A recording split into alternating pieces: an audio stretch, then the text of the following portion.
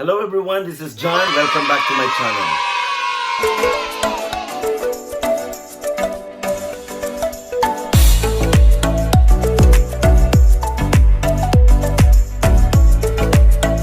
Ngayong araw na to, I will be going to Green Hills Shopping Center. So hindi po ako magsha-shopping pero maghahanap po ako ng mga food na namimiss ko. At samahan niyo po ako na kainin yung mga food na namimiss ko kapag ako ay nasa Canada. Ito po yung paborito ng mga Pilipino sa Canada. Meron po, yan, fries. Pero in order ko ay with cheese. So actually this one is, I paid 179. So mga around $4 or $5 lang sa Canadian money. Pero, sarap. Kain po tayo. The best.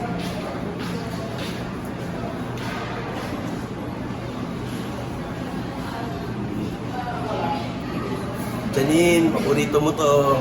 Eto na, kinakain ko na. Kinakain na kita para sa'yo. Janine Lopez, para sa'yo to.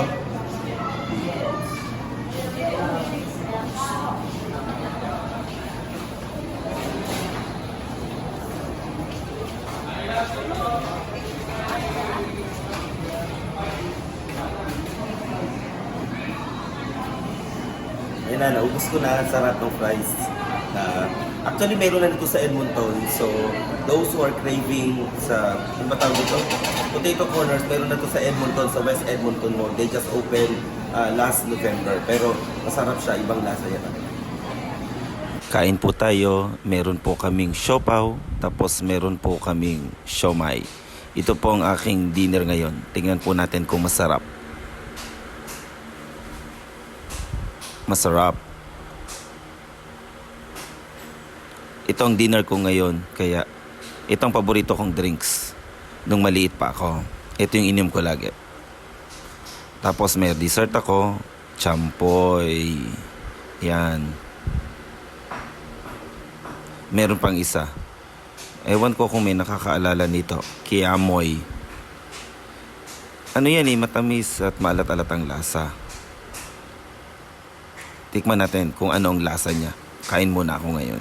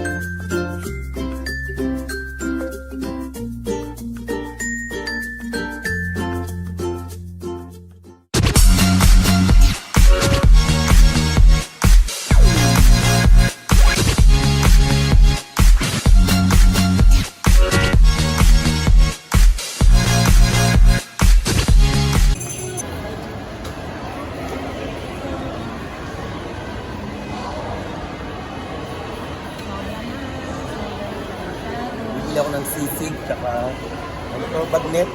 Bagnet tawag dito natin. Gaano katagal tumatagal ang sisig natin? So pag niref yan,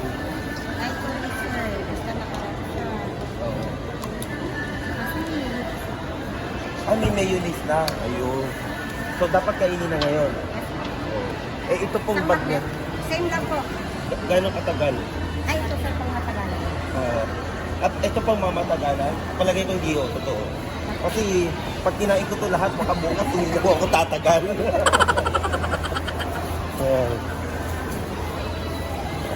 Magkano naman po dyan? Same lang po, 150. 150 ang isang kilo. Ay, hindi po. Ano? 150 lang siya. Okay. Wow. Parang tumugma, wait lang. Parang ako na medyo more than 150 daw per 100 grams. Ayun. 200 grams. 150, so $4.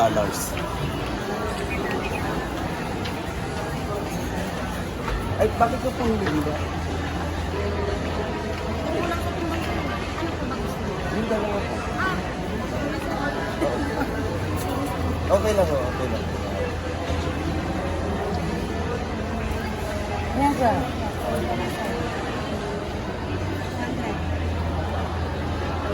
Magkano na po yan?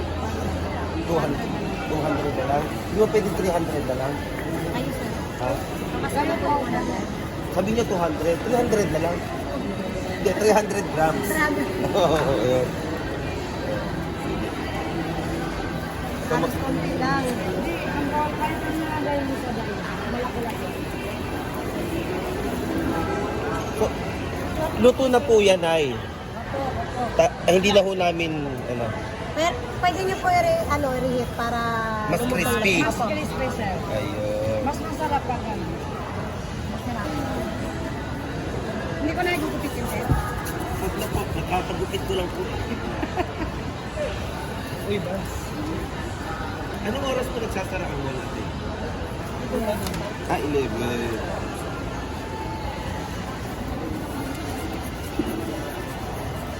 Yan. So, nakabili na ako ng sisig tsaka bagnet. Elwin, para sa iyo yan.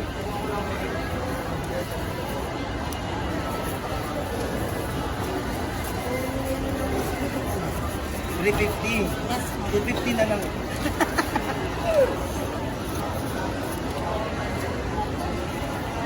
Kapay ako, sir. Thank you. Sir, happy new year. Okay. May 50 para sa iyo. thank you, thank you. Thank you. Okay. Thank you po. Happy tayo. Thank you, sir. Happy new year. Ay, ay, ay. Ayan. Ayun na. Bibigyan mo ba yung gano'n? Bilhin mo. Burahin mo lang, sir.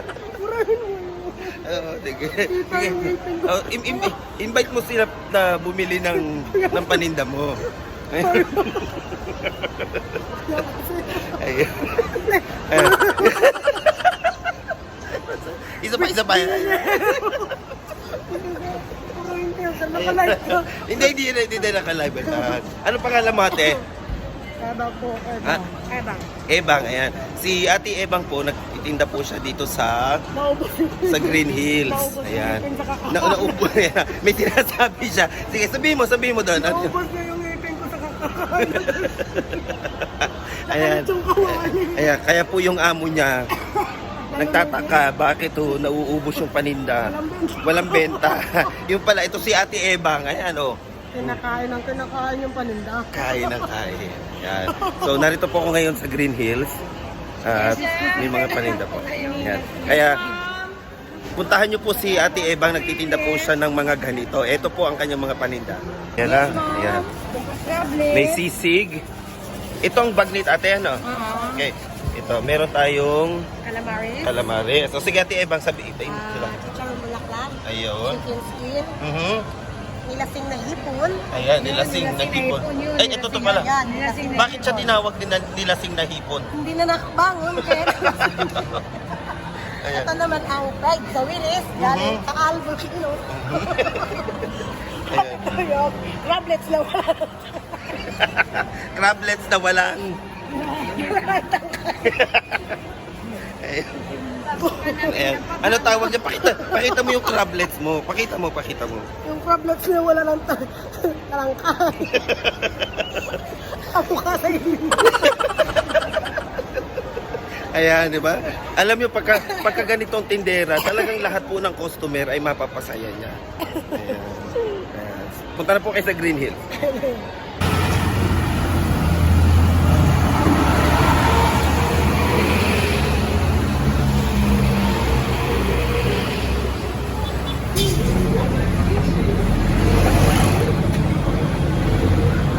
Ayan. Ito na ang inihaw at ang pinaka-iaabangan ng lahat. Ito ang paborito, Jera. Namimiss mo na yan, Jera. This is for you, isaw. Wow, sarap. Kuya, may tanong ako. Paano mo malalaman pagkaluto ng isaw? magiging pula. Kulay red na. Opo. Ayun. Dinner time. Ito po ang aking dinner ngayong gabing ito. Pakikita ko sa inyo. Yan. So, I'm going to eat all of this. I have isaw. Merong sisig. Wow. Bagnet. Itlog na maalat. And tinola with malunggay. Of course, ang rice. Ito ang aking dessert ngayon. I have lansones. Ayan. At saka syempre ang buko salad. Ayan. Ang sarap ng aking dinner ngayon. Okay, time to eat. Kain na po tayo. Syempre, itong aking unahin. Ang isaw. So, let's see.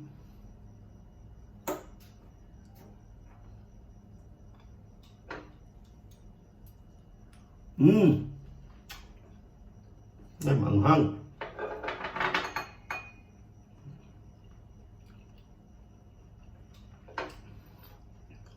Paborito ni Jera ito tsaka ni Lance. Lance, kung pwede lang mag-uwi nito, iuwihan kita kasi alam kong nahulog. Crave ka. Tapos, ito pa ang sarap. Habang kumakain ka,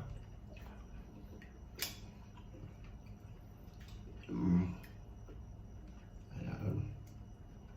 It's soup, tapos mamaya meron tayong sisig. Okay ba? Samahan niyo po ako sa pagkain.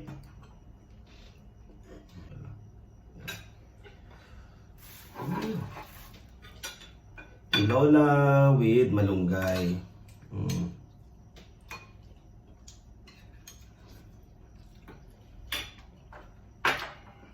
Sarap. Nako, patay dito. Sisig pang arthritis. Actually, itong isaw. Pang arthritis din yan. Wow.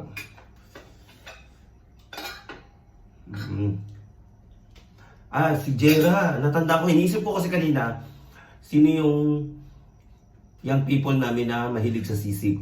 I always remember Jera kasi every time na meron kaming party or handaan, especially sa house nila, lagi niyang in-order yung sisig. Sisig. So ito yung sisig talaga na gawang Pilipinas. Pakita ko sa inyo. Ayan. Yan ang sisig.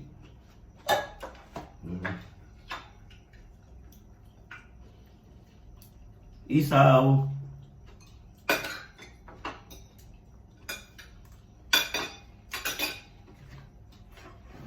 Anghang. Mamaya pagkatapos kong kumain, ito na aking dessert. Lansones. Wow, anghang ha. Maanghang. Cobra.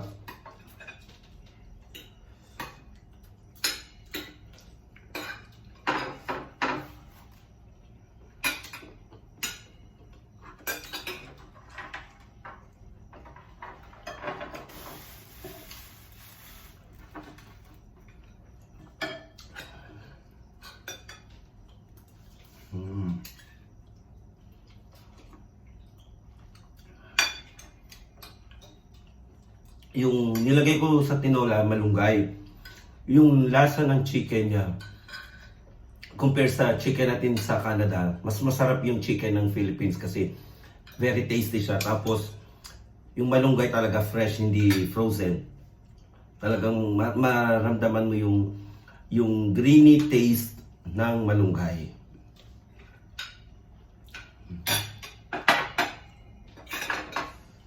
Oh.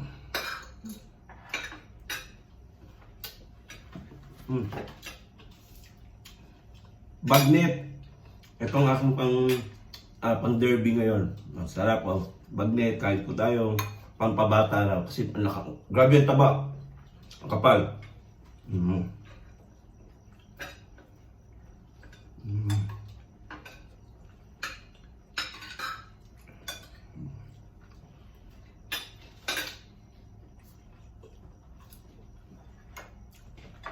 Ang dami ko pang isaw na kakainin. Meron pa akong 3 stick ng isaw. Tapos, yung all-time favorite, Selecta. Mahal kasi sa Canada to, I think $15 yata ang isang ganito. So, nung binili ko to sa store, that is around 200 pesos plus. So, probably around $5 lang siya. Pero, actually, na-try ko na siya kanina kasi nanggigil na ako. Sobrang na-miss ko talaga tong ice cream na to. Talagang yung creamy taste niya, hindi siya masyadong matamis. Tapos, creamy talaga. Kaya, ang sarap sa panlasa. Hindi ko ipagpapalit ito sa ice cream na nabibili sa Canada. Actually, ice cream sa Canada is much cheaper. Yung 1 liter or 1 gallon yata sa Walmart, it's around $4 lang. Pero ito ay parang half liter lang. So mabili mo sa Filipino store around 15, di ba? Laki ng difference ng price. Pero I think yung lasa pa rin is the best. So Filipino pa rin. Ang Filipino product still the best.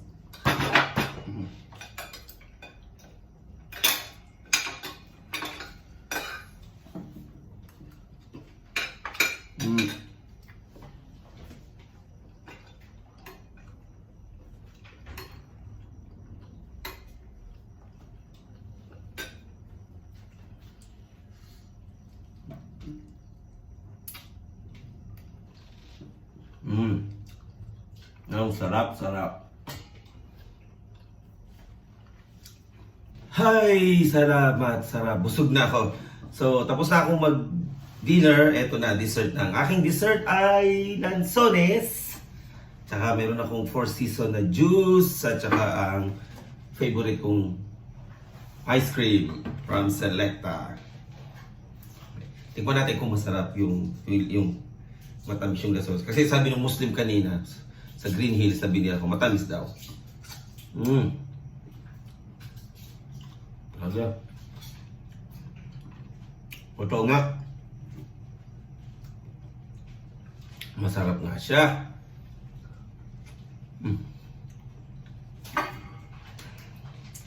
Tamis, ang sarap kumain. Talagang yung fruit sa Philippines is still the best fruit in the world.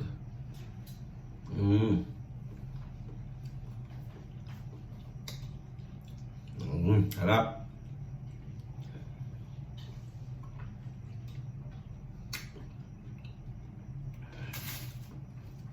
Ito yung ubas ng mga Pilipino. Ayan. Kaya lang, hindi nga na kulay pula. Kulay brown. Ayan. Kulay brown, kakulay ng Pilipino. Kaya sarap.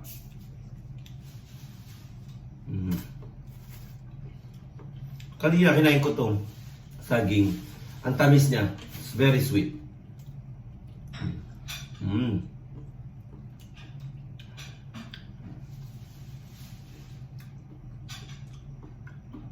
Try ko naman ngayon yung ice cream.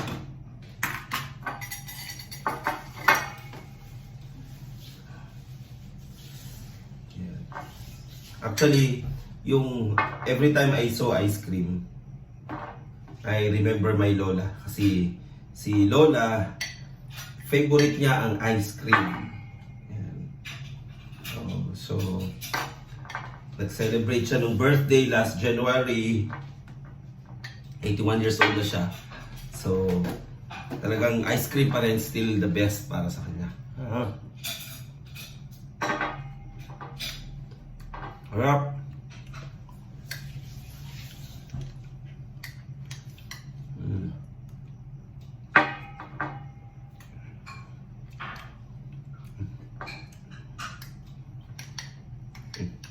Inggitin ko kayo mga taga-Canada. Yeah.